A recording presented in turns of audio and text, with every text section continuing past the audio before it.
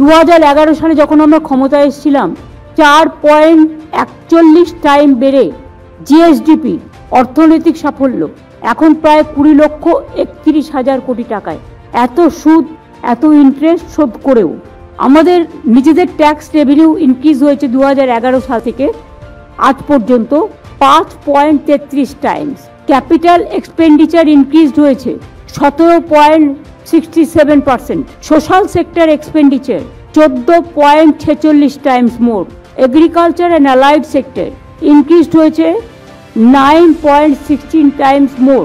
Physical sector expenditure 6.93 times more. Poverty অ্যালিভিয়েশন, যেটা খুব important, এটা হচ্ছে মাটির মানুষের কাছে প্রায়োরিটি এবং একটা সরকার কতটা মানুষের কাজ করছে তার একটা নির্ধারণ সূচি।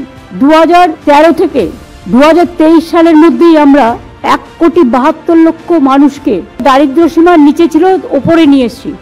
রাজ্যে শিল্প কর্মসংস্থানের সাফল্য, 14 বছরে রাজ্যে 2 কোটি লোকেরও বেশি কর্মসংস্থান হয়েছে। সারা দেশে আমরা বেকারত্বের স্থান 40% কমিয়েছি।